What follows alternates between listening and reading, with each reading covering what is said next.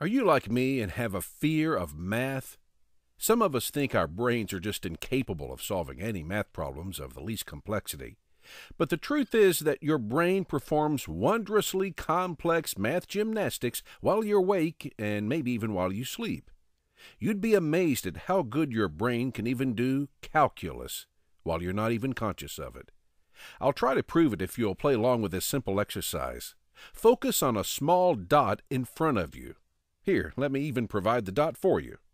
For those who are listening to the audio version and aren't reading or watching, just stare at a small object a couple of feet in front of you. Now keep your eyes focused on that spot and slowly move your head to the left as far as you can while still looking at the spot. Then slowly all the way to the right. Now move your head more quickly, left to right, up and down. Move your head in circles, keeping your focus on the dot.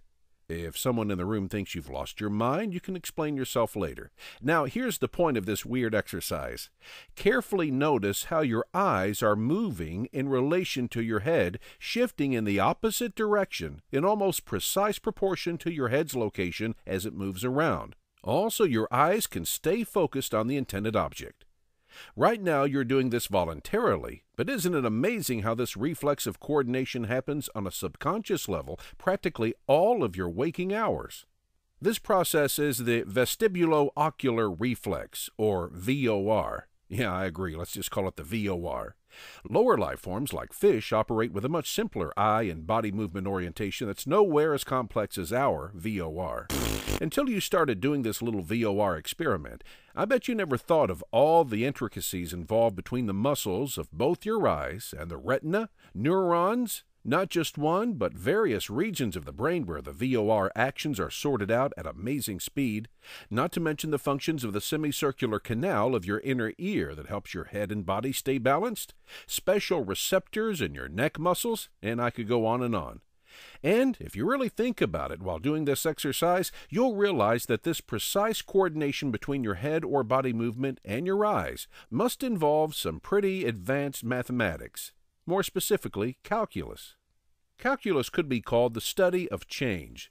During VOR, the brain is studying things like the rate of change in direction and speed of your head as you move it around, so your brain can then compute this data and make your eyes move just right, all while ensuring you don't lose your balance and hurt yourself. The process of neural integration implies that meaningful mathematical integers must be computed in the brain and communicated to the eye muscles and other organs at blinding speed through an elaborate feedback loop for VOR to work correctly.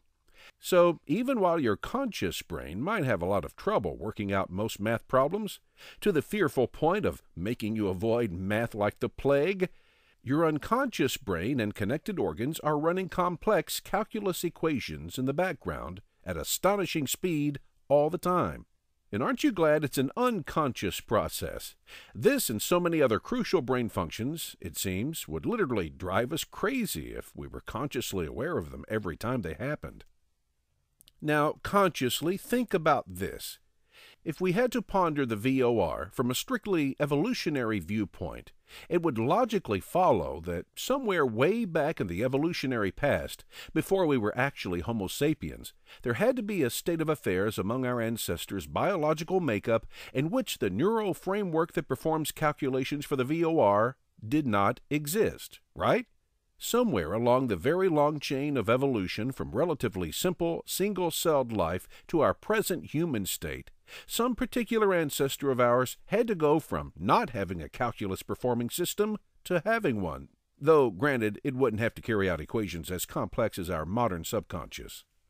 Somehow, at some time, the perceptual reflexes in your biological ancestors went from operating by relatively simple physical laws to something incredibly more complex, a calculating system that almost perfectly times out and balances our eye coordination with mathematical precision.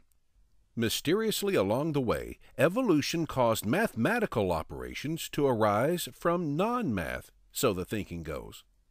But if this ancestral neural system were not mathematically precise at the moment it first arose from chance mutations, it's hard to see how it would have any value for survivability. How could the neural system preserve the species for further evolution? So to say this subconscious brain calculus of ours arose through a long chain of lucky random mutations preserved by natural selection? That just doesn't seem to add up, does it? Let me know what you think. I'd love to read your feedback by email, toddbelcher@hotmail.com.